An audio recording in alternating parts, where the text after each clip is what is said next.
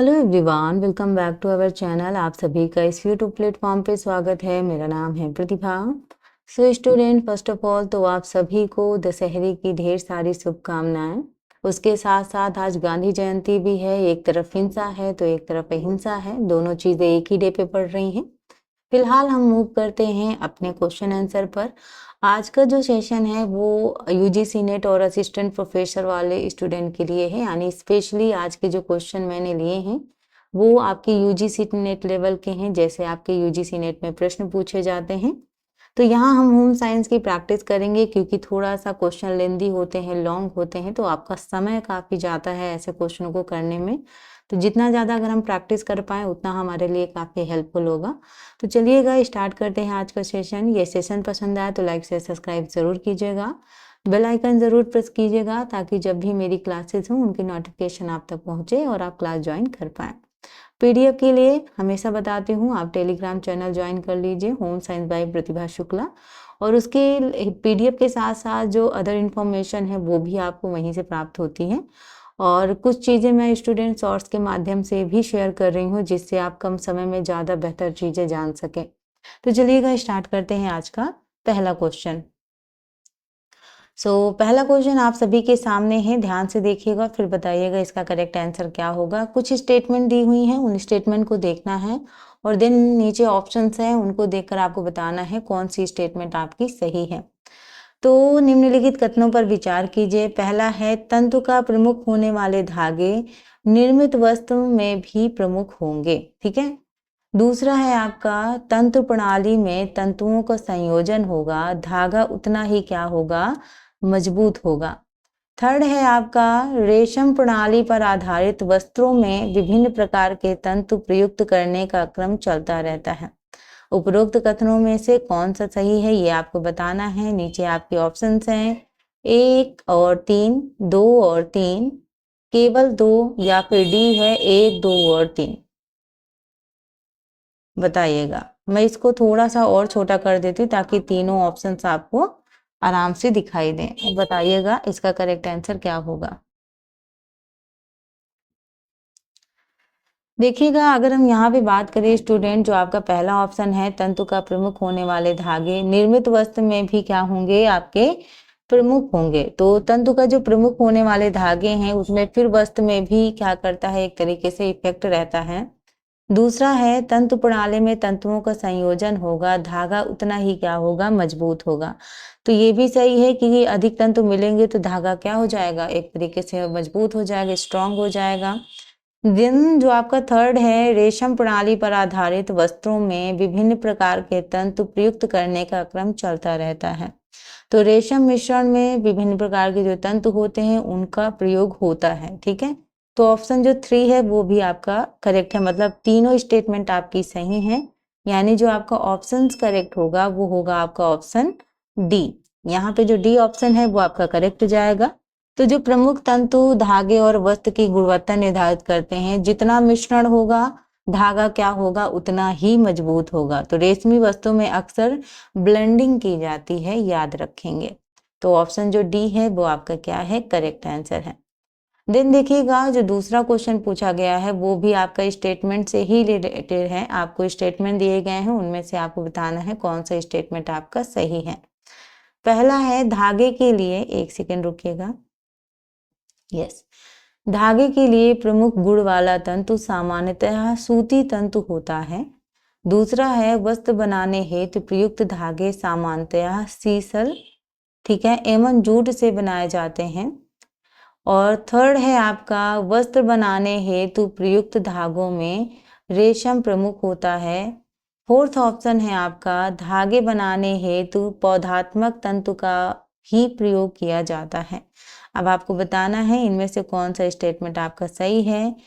पहला है 1, 2 और 3, दूसरा है आपका बी ओनली 2, सी है 1 एंड 3 और डी है सभी। बताइएगा। एक साथ सारे ऑप्शन देख पाना पॉसिबल है, आप देख सकते हैं। मैंने तो थोड़ा छोटा कर दिया तो चारों ऑप्शंस आपको दिख रहे होंगे। अब बताइएगा इसका जो आपका करेक्ट आंसर होगा वो क्या होगा। ठीक, क्वेश्चन को ध्यान से देखें और फिर बताएं आपका राइट आंसर क्या होगा। तो यहाँ अगर हम स्टूडेंट बात करें आपके पहले ऑप्शन की, तो धागे के लिए प्रमुख गुण वाला तंतु सामान्यतः सूती तंतु होता है। तो सूती तंतु धागा बनाने में सर्वाधिक प्रयुक्त होता है। तो ये जो पहला स्टेटमेंट है स्टूडेंट, वो आपका सही है। दूसरे की बात करें, वस्त्र बनाने हेतु प्रयुक्त धागे सामान्यतः सीसल एवं जूट से बनाए जाते हैं। तो ये आपका गलत है, क्योंकि जूट और सीसल समानता वस्त्र में नहीं बल्कि बोरी, रस्सी आदि में क्या होता है, प्रयुक्त किया जाता है। तो दूसरा स्टेटमेंट आपका गलत है। थर्ड की बात करें तो वस्त्र बनाने हेतु प्रयुक्त धागों में रेशम प्रमुख होता है। तो ये आंशिक रूप से सत्य है, तो इसे भी हम गलत कहेंगे, क्योंकि रेशम मुख्य नहीं है बल्कि विशेष अवसरों के लिए प्रमुख होता है। तो थर्ड भी आपका गलत हुआ। फोर्थ की बात करें, धागा बनाने हेतु पौधात्मक तंतु का ही प्रयोग किया जाता है। ये भी आपका गलत है। क्यों? केवल पौधात्मक नहीं है, पशुजन्य जैसे ऊन है, रेशम है और कृत्रिम तंतु भी होते हैं। तो यानी केवल अगर ये वाला है ना, पौधात्मक नहीं है, तो ये आपका गलत है। यानी थर्ड, 2 एंड 4 आपके गलत हैं। ओनली जो आपका 1 है और आपका जो 3 है वो आंशिक रूप से सही है, मतलब कंप्लीटली सही नहीं है। और ऑप्शन के हिसाब से हमें कोई ऐसा ऑप्शन नहीं दिख रहा है जिसमें ओनली क्या कहते हैं, केवल 1 ऑप्शन लिखा हुआ है ना, ओनली 2 का ऑप्शन है। तो ऑप्शन को देखते हुए हमें कई बार आंसर चूज करना पड़ता है। तो इस यहाँ पे जो आपका आंसर होगा वो होगा आपका सी। ठीक है, यानी फर्स्ट एंड थर्ड जो मैंने आंशिक रूप से सत्य था उसको कहा था। तो सूती व रेशम वस्त्र निर्माण के जो प्रमुख स्रोत हैं, ठीक है, परंतु सभी जगह पौधात्मक तंतु का ही प्रयोग नहीं होता है। तो ये याद रखेंगे। तो आपका जो ऑप्शन पहला है जिसका हमने कहा, ये तो आपका बिल्कुल करेक्ट है। अगर आपके ओनली 1 ऑप्शन होता तो हम इसी पे जाते। और जो थर्ड है, वस्त्र बनाने हेतु प्रयुक्त धागों में रेशम प्रमुख होता है, ये आंशिक रूप से सत्य है। ठीक है, रेशम मुख्य नहीं है बल्कि विशेष अवसरों के लिए प्रमुख होता है, ये थोड़ा सा है। ठीक है, तो ऑप्शन आपका सी सही है, फर्स्ट एंड थर्ड। चलिएगा, नेक्स्ट क्वेश्चन भी आपका स्टेटमेंट से ही है। और ये क्वेश्चन आपसे पूछा गया है, जैसे पहला स्टेटमेंट है आपका, सामान्यतः तंतु कृत्रिम या मानव निर्मित तंतुओं में वर्गीकृत होते हैं। दूसरा है, रेशम प्राकृतिक तंतु हैं तथा ऊन भी प्राकृतिक तंतु हैं। थर्ड आपसे है, सूती तंतु का निर्माण पौधे के बीज से प्राप्त होता है। और इनमें से बताना है आपका करेक्ट आंसर क्या होगा। ऑप्शन ए है 1 और 2, बी है ओनली 2, सी है 1, 2 और 3 और डी है सभी। देखिएगा, तीनों स्टेटमेंट आपके सामने हैं और देखिए ध्यान से, फिर बताइएगा आंसर क्या होगा। क्वेश्चन नंबर आपका 3। यहाँ पे अगर हम बात करेंगे स्टूडेंट आपके क्वेश्चन नंबर 3 की, तो समानतः तंतु कृत्रिम या मानव निर्मित तंतुओं में वर्गीकृत होते हैं। तो प्राकृतिक और कृत्रिम में इनका वर्गीकरण होता है, सही बात है। दूसरा है, रेशम प्राकृतिक तंतु है तथा ऊन भी क्या है, प्राकृतिक तंतु है। तो रेशम और ऊन दोनों क्या हैं, आपके प्राकृतिक तंतु हैं, ये भी आपका सही है। तीसरा है, सूती वस्तु तंतु का निर्माण पौधे के बीज से प्राप्त होता है। तो कपास पौधे के बीज से मिलता है, ये भी आपका क्या है, एक तरीके से सही है। तो यानी ये जो तीनों स्टेटमेंट दिए हैं वो तीनों स्टेटमेंट आपके सही होंगे। तो आपका आंसर क्या होगा स्टूडेंट, ऑल पे भी जा सकते हैं एंड 1, 2, 3 भी तो दिया है। कौन सा 4 ऑप्शन है? हाँ, ये तो दोनों ऑप्शन सेम ही हो गया ना। यहाँ पे भी 1, 2, 3 दिया है, यहाँ ऑल दिया है। ऑल पे जाओ चाहे 1, 2, 3 पे जाओ, बात एक ही है। ठीक है, तो याद रखेंगे। चलिए, नेक्स्ट क्वेश्चन भी आपका स्टेटमेंट से ही है। कुछ स्टेटमेंट दी हुई हैं, 4 स्टेटमेंट तक है और इसमें से बताना है आपका करेक्ट आंसर क्या होगा। चलिएगा, पहली स्टेटमेंट है आपकी, विभिन्न चित्रकारी का रंग और एक से अधिक प्रकार के सूत्रों को मिलाकर जब प्रयोग किया जाता है तो उसे समांतर सूत्र कहते हैं। ठीक है, दूसरा है आपका, समांतर सूत्रों में विभिन्न प्रकार के सूत्र मिलाकर डिजाइन बनाई जाती है। तीसरा है, समांतर सूत्र को 2 रंगों का प्रयोग और 2 मिलाकर बनाया जाता है। 4 है, समांतर सूत्र को कई रंगों को मिलाकर तैयार किया जाता है। अब नीचे आपके ऑप्शंस हैं, पहला और दूसरा। ठीक है, बी है ओनली 2, सी है 1, 2 और 3 और डी है आपका सभी। तो इनको मैं थोड़ा सा छोटा कर देती हूँ ताकि आपको सारे ऑप्शंस आराम से दिखाई दें। ज़्यादा छोटा हो जाएगा लग रहा है। आई होप आपको दिख रहा होगा, ठीक है, बताइएगा। बाकी मैं बताते वक्त इसको जूम कर दूंगी थोड़ा सा। बताइएगा इन स्टेटमेंट में से कौन सी स्टेटमेंट सही है। जो लोग टीजीटी पीजीटी की तैयारी कर रहे हैं उनको शायद ये क्वेश्चन करने में थोड़ा प्रॉब्लम फेस करनी पड़े, क्योंकि उनके एग्जाम में इस तरीके के प्रश्न नहीं आते हैं। उन्हें फैक्चुअल क्वेश्चन पूछा जाता है, ज़्यादातर डायरेक्टली प्रश्न पूछे जाते हैं टीजीटी पीजीटी में। बट यूजीसी नेट जैसे एग्जाम की बात करेंगे तो आपको इस तरीके के प्रश्न देखने को मिल जाते हैं। तो यहाँ अगर हम बात करें आपके क्वेश्चन नंबर आपके 4 की, तो सबसे पहले अगर हम बात करें यहाँ ऑप्शन जो आपका पहला दिया हुआ है कि विभिन्न चित्रकारी रंग और एक से अधिक प्रकार के सूत्रों को मिलाकर जब प्रयोग किया जाता है तो उसे समांतर सूत्र कहते हैं, ठीक है। तो चित्रकारी रंग का संबंध नहीं होता है, ये आप याद रखेंगे। तो आपका जो पहला स्टेटमेंट है वो आपका क्या है, गलत है, ठीक। दूसरे की बात करें आपका समांतर सूत्रों में विभिन्न प्रकार के सूत्र मिलाकर डिजाइन बनाई जाती है, तो ये दूसरा स्टेटमेंट आपका सही है कि समांतर सूत्रों में विभिन्न प्रकार के सूत्र मिलाकर क्या बनाई जाती है, एक तरीके से डिजाइन बनाई जाती है। दूसरा स्टेटमेंट सही है। तीसरे स्टेटमेंट को देखते हैं। समांतर सूत्र को दो रंगों का प्रयोग और दो मिलाकर बनाया जाता है, तो यहाँ पे जो आपका थर्ड है ये आपका गलत है, क्योंकि केवल दो रंग तक सीमित ये आपका नहीं होता है। 4 है आपका समांतर सूत्र को कई रंगों को मिलाकर तैयार किया जाता है, तो ये आपका सही है। इसमें कई आपके कलर मिल जाते हैं, ठीक है। जो आपका पैरेलल यान है वो डिजाइन है तो विभिन्न सूत्रों के मिश्रण पर क्या होता है, एक तरीके से आधारित होता है। तो यहाँ पे जो आपका करेक्ट आंसर है वो है आपका, हमने क्या क्या कहा, हमने कहा आपका ऑप्शन सेकेंड और ऑप्शन 4, ये आपके क्या हैं, दोनों क्वेश्चन आपके सही हैं, ठीक है। तो यहाँ पे आपको जो स्टेटमेंट पूछी गई थी उनमें से आपकी स्टेटमेंट आपकी दूसरी सही है और स्टेटमेंट आपकी चौथी सही है, दूसरी और आपका चौथी, ठीक है। अब देखिएगा दूसरा और चौथा कहाँ है। दूसरा चौथा तो हमें कहीं नहीं दिख रहा है, लेकिन कोई बात नहीं, हम दूसरा चौथा लिख लेते हैं, ठीक है। चलिएगा नेक्स्ट क्वेश्चन भी आपका स्टेटमेंट से ही रिलेटेड है। देखिएगा पहली स्टेटमेंट क्या है, जब धागे मोटे होते हैं तो वस्त्र भी मोटा एवं माफ कीजिएगा, ठंडक से बचाने वाला होता है। दूसरा है वस्त्र के प्रकार एवं उपयोगिता धागों की मोटाई पर निर्भर करता है।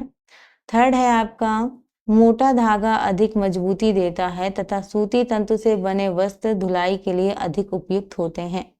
अब आपको बताना है इन स्टेटमेंट में से कौन सी स्टेटमेंट आपकी क्या है, करेक्ट है। तो 3 स्टेटमेंट हैं आप सभी के सामने, बताइएगा करेक्ट आपकी स्टेटमेंट कौन सी होगी। देखिएगा ध्यान से। आज के क्वेश्चन स्टूडेंट डिफिकल्ट हैं, क्योंकि सारे डिफिकल्ट क्वेश्चन आज के सेशन में ही मैंने डाल दिए हैं, ठीक है। नेक्स्ट डे हम लोग थोड़ा इजी करेंगे। तो यहाँ अगर हम बात करें स्टूडेंट, तो जब धागे मोटे होते हैं तो वस्त्र भी मोटा एवं ठंडक से बचाने वाला होता है। आपका करेक्ट है, मोटा धागा, मोटे वस्त्र और सर्दी से क्या होता है, एक तरीके से बचाव होता है। तो पहला स्टेटमेंट आपका क्या है, करेक्ट है। दूसरा है वस्त्र के प्रकार एवं उपयोगिता धागे की मोटाई पर निर्भर करता है, तो वस्त्र की उपयोगिता मोटाई पर निर्भर करती है, ये भी आपका सही है। थर्ड की अगर हम बात करें तो मोटा धागा अधिक मजबूती देता है तथा सूती तंतु से बने वस्त्र धुलाई के लिए अधिक उपयुक्त होते हैं, ये भी आपका सही है, क्योंकि मोटा धागा मजबूती देता है और सूती धुलाई में क्या होता है, एक तरीके से टिकाऊ होता है। तो जो आपके तीनों कथन है वो व्यवहारिक दृष्टि से आपका क्या है, एक तरीके से सही है, यानी 1, 2 एंड 3। ये सभी का आंसर कैसे आ जाता है, दोनों ऑप्शन सेम ही लगते हैं। चलो, जब 3 ऑप्शन ही दिए हैं 1, 2, 3 और तीनों ऑप्शन ही सही हैं, तो चाहे ये सभी बोलो चाहे 1, 2, 3 बोलो, सेम ही है ना। चलिएगा नेक्स्ट क्वेश्चन भी आपका स्टेटमेंट से ही रिलेटेड है, मतलब लग रहा है सारे क्वेश्चन ही आपके ऐसे ही हैं। चलिएगा देखते हैं। पहला है आपका स्टेटमेंट, रेशा वह तंतु है जो कि कताई कर धागा बनने योग्य होता है। दूसरा स्टेटमेंट देखते हैं। दूसरा है रेशे पर आधारित वस्त्र निर्माण में तंतु मनुष्य द्वारा तैयार किए जाते हैं। तीसरा है रेशो की उत्पत्ति के आधार पर ये प्राकृतिक एवं कृत्रिम दो प्रकार के होते हैं। फोर्थ है रेशे की विशेषता उसके स्रोत एवं उत्पत्ति पर निर्भर करती है। ठीक है, आपके ऑप्शंस नीचे हैं, आप बताइएगा करेक्ट आंसर क्या होगा। क्वेश्चन नंबर आपका 6। तो देखिएगा स्टेटमेंट में जो आपकी पहली स्टेटमेंट है, रेशा वह तंतु है जो कि कताई कर धागा बनने योग्य होता है। सही है, कताई योग्य जो तंतु है वो रेशा है, ये आपका पहला स्टेटमेंट सही है। दूसरे स्टेटमेंट की बात करेंगे स्टूडेंट, तो रेशे पर आधारित वस्त्र निर्माण में तंतु मनुष्य द्वारा तैयार किए जाते हैं। ये आपका गलत है, क्योंकि हमेशा मनुष्य द्वारा तैयार नहीं किए जाते, प्राकृतिक भी होते हैं ये कई बार। ठीक है, थर्ड की अगर हम बात करेंगे तो रेशों की उत्पत्ति के आधार पर ये प्राकृतिक एवं कृत्रिम दो प्रकार के होते हैं। तो प्राकृतिक है और कृत्रिम है, दो चीजों में वर्गीकृत किया गया है, तो थर्ड भी आपका क्या है, करेक्ट है। और फोर की बात करेंगे, रेशे की विशेषता उसके स्रोत एवं उत्पत्ति पर निर्भर करती है, तो ये भी आपकी सही है, यानी स्रोत के अनुसार विशेषता आपकी क्या होती है, बदलती है। तो आपका जो फोर स्टेटमेंट है वो भी आपका करेक्ट है, यानी केवल आपका दूसरा स्टेटमेंट गलत है, बाकी सब सही है। यहाँ पे ऑप्शन कुछ मतलब अलग टाइप के दिए हुए हैं, लेकिन मैं आपको बता देती हूँ। यहाँ पे जो आपका करेक्ट ऑप्शन होगा वो आपका ऑप्शन होगा जिनको हमने बात की, तो आपका ऑप्शन जो सही होगा वो आपका फर्स्ट है, उसके साथ साथ थर्ड है एंड आपका 4 है। तो 1, 3 एंड 4 आपका क्या है, करेक्ट आंसर है। केवल आपका गलत था, सो आपका दूसरा ऑप्शन जो था वो आपका गलत था, बाकी आपके सारे ऑप्शन क्या हैं, सही हैं। ठीक है,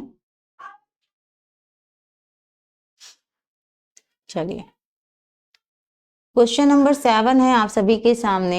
यहाँ पे भी स्टेटमेंट दी हुई है, बताइएगा। पहला है रेशे की लंबाई एवं चौड़ाई उसके उपयोगिता को प्रभावित करती है। दूसरा है लंबे रेशों से बने धागे अधिक चिकने एवं मजबूत होते हैं। ठीक है, थर्ड है रेशे का व्यास अधिक होने पर वस्त्र कठोर एवं खुरदरे होते हैं। बताइएगा करेक्ट आंसर क्या होगा। देखिएगा यहाँ अगर हम बात करें आपके पहले स्टेटमेंट की, तो रेशे की लंबाई एवं चौड़ाई उसकी उपयोगिता को प्रभावित करती है, सही है ये वाला, क्योंकि लंबाई और चौड़ाई से उपयोगिता इफेक्ट होती है। दूसरा जो स्टेटमेंट है लंबे वस्तु से बने धागे अधिक चिकने एवं मजबूत होते हैं, ये भी सही है। ठीक है, थर्ड स्टेटमेंट की बात करेंगे तो रेशे का व्यास अधिक होने पर वस्त्र कठोर एवं खुरदरे होते हैं, तो व्यास बड़ा और खुरदरे व कठोर वस्त्र होंगे, तो ये भी आपका सही है। तो तंतु की लंबाई चौड़ाई व व्यास सभी उपयोगिता क्या करते हैं, एक तरीके से निर्धारित करते हैं। तो आपके जो तीनों ऑप्शन है वो तीनों ऑप्शन आपके क्या हैं, करेक्ट हैं। ठीक है, 1 एंड 2 एंड 3 आपके राइट आंसर, या सभी कह दो। नेक्स्ट आपका स्टेटमेंट है, पहला पूछा गया है कपड़ा जीवन का कोई या समाज के और किसी भी कार्य का आवश्यक अंग नहीं है। क्या क्वेश्चन है आपका, कपड़ा जीवन का कोई या समाज के और किसी भी कार्य का आवश्यक अंग नहीं है। Clothing is not an essential part of life और any other function of society. ठीक है, हिंदी थोड़ा सा डिफरेंट लिखी है। दूसरा है कपड़े का उद्देश्य केवल शरीर ढकने का के लिए आवश्यक होता है। ठीक है,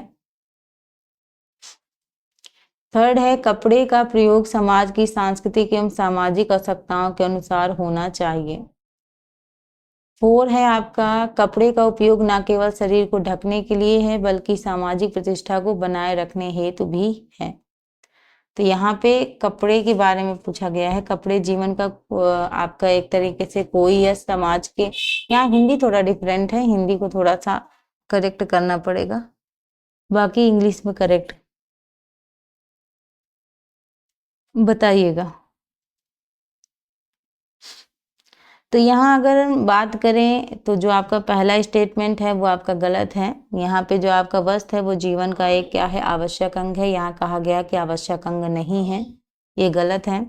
दूसरा कपड़े का उद्देश्य केवल शरीर ढकने का होता है, ये भी गलत है, तो केवल शरीर ढकने के लिए नहीं है और भी कार्य के लिए है। थर्ड आपका सही है, कपड़े का प्रयोग समाज की सांस्कृतिक एवं सामाजिक आवश्यकताओं के अनुसार होना चाहिए, ये सही है आपका। वहीं अगर हम 4 की बात करें आपका, तो वस्त्र सामाजिक प्रतिष्ठा से जुड़े होते हैं, ये भी आपका करेक्ट है। तो आपका 3rd एंड 4 आपका क्या है, करेक्ट आंसर है 3rd एंड 4। आज के सारे ऑप्शन ही नीचे के जो हैं वो डिफरेंट लिखे हुए हैं। सो यहाँ पे अगर हम नेक्स्ट क्वेश्चन की बात करें तो क्वेश्चन नंबर 9 है कि निम्नलिखित कथनों पर विचार कीजिए। तो आज जितने भी हम प्रश्न कर रहे हैं वो आपकी स्टेटमेंट वाइज क्वेश्चन ही है। सो पहला स्टेटमेंट है कि प्राकृतिक तंतु रेशों के समूह को कहते हैं क्योंकि इन्हें जानवर एवं पौधों से प्राप्त किया जाता है, ठीक है, यानी एनिमल आपका एक तरीके से। 2 है आपका प्राकृतिक तंतु से बने धागे एवं वस्त्र का उत्पादन देश के विभिन्न राज्यों में होता है। 3rd स्टेटमेंट की बात करें तो प्राकृतिक तंतु तत्व कपास हाइड्रोजन और सेलुलोज से क्या होते हैं, निर्मित होते हैं। एंड 4 आपका जो स्टेटमेंट है वो है तंतु उत्पादन की उपर्युक्त तत्वों के अतिरिक्त सल्फर भी शामिल है। तो ये देखिएगा चारों के चारों ऑप्शंस आपके सामने हैं, देखिएगा प्रश्न ध्यान से और बताइएगा कि कौन सी स्टेटमेंट इनमें से आपकी सही है, ठीक है। तो अगर हम यहाँ पे पहली स्टेटमेंट की बात करें स्टूडेंट, जो कि है आपका प्राकृतिक तंतु रेशों के समूह को कहते हैं क्योंकि इन्हें जानवर एवं पौधे से प्राप्त किया जाता है। तो प्राकृतिक तंतु पशु व पौधे से क्या होता है, एक तरीके से प्राप्त किया जाता है, ये आपका स्टेटमेंट सही है। देन अगर हम सेकेंड स्टेटमेंट की बात करें जो कि लिखा है कि प्राकृतिक तंतु से बने धागे एवं वस्त्र का उत्पादन देश के विभिन्न राज्यों में होता है, सो ये भी स्टेटमेंट आपका सही है। 3rd स्टेटमेंट को देखा जाए तो 3rd स्टेटमेंट है कि प्राकृतिक तत्व कपास हाइड्रोजन और सेलुलोज से निर्मित होते हैं। तो ये गलत है क्योंकि इसमें हाइड्रोजन 2 बार लिखा हुआ है, देखिएगा प्राकृतिक तत्व कपास हाइड्रोजन और सेलुलोज से निर्मित होते हैं। सही होगा कार्बन, हाइड्रोजन, ऑक्सीजन, नाइट्रोजन और आपका सेलुलोज। अगर इस तरीके से लिखा होता तो आपका क्या होता, करेक्ट होता, यानी इसमें क्या है आपका जो होना चाहिए वो होना चाहिए आपका कार्बन, उसके साथ आपका हाइड्रोजन, ठीक है, उसके साथ ऑक्सीजन, ठीक, फिर आपका नाइट्रोजन और फिर आपका आता है सेलुलोज, ठीक है। तो वो आपका सही होता। तो स्टेटमेंट 3rd आपका क्या है, करेक्ट नहीं है। 4 की बात करें तो तंतु उत्पादन की उपयुक्त तत्व के अतिरिक्त सल्फर भी शामिल है। तो सल्फर केवल ऊन में पाया जाता है, सब में नहीं।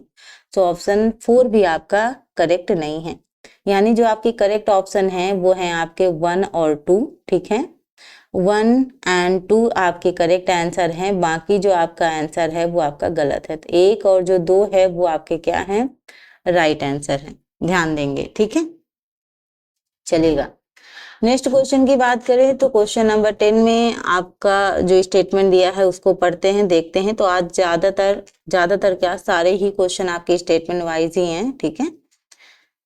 यहाँ पे बात करें तो स्टेटमेंट पहला है कि प्राकृतिक तंतु में नमी सोखने की क्षमता होती है, यह तंतु विभिन्न परिस्थितियों से नमी सोखने में सक्षम होते हैं, ठीक है। दूसरा स्टेटमेंट कह रहा है कि कपास तंतु में लगभग 40% और ऊन में 15% नमी सोखने की क्षमता होती है।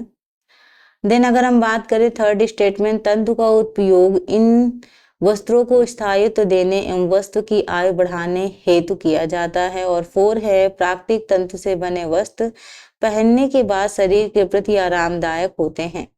तो जो आपकी ये स्टेटमेंट है उनमें से बताना है कि कौन सी स्टेटमेंट आपकी करेक्ट होगी। अब देखिएगा क्वेश्चन नंबर 10 में जो आपका पहला दिया हुआ है, प्राकृतिक तंतु में नमी सोखने की क्षमता होती है, यह तंतु विभिन्न परिस्थितियों से नमी सोखने में सक्षम होते हैं। सो ये आपका क्या है, करेक्ट है। तो ऑप्शन जो पहला है स्टेटमेंट वो आपका सही है। दूसरे की बात करें तो कपास तंतु में लगभग 40% और ऊन में 15% नमी सोखने की क्षमता होती है। तो यहाँ पे ये स्टेटमेंट है गलत, क्योंकि कॉटन 40% नहीं लगभग 8 से 10% तक ऑब्जर्व करता है। तो इस वजह से ये जो है आपका गलत है, ठीक है। वहीं अगर हम 3rd स्टेटमेंट की बात करेंगे तो तंतु का उपयोग इन वस्त्रों में स्थायित्व देने एवं वस्त्र की आयु बढ़ाने हेतु किया जाता है। तो तंतु में ये चीजें मिलती हैं, तो ऑप्शन जो आपका 3rd है ये भी सही है। और प्राकृतिक तंतु से बने वस्त्र पहनने के बाद शरीर के प्रति आरामदायक होते हैं, ये भी आपका सही है। यानी यहाँ जो स्टेटमेंट आपका गलत हो रहा है वो स्टेटमेंट आपका गलत हो रहा है आपका 2, बाकी सही है। तो यहाँ पे आपका होगा 1, 3 एंड 4 आपका स्टेटमेंट सही होगा। कौन सा, 1, 3 एंड आपका 4 स्टेटमेंट क्या है, करेक्ट है।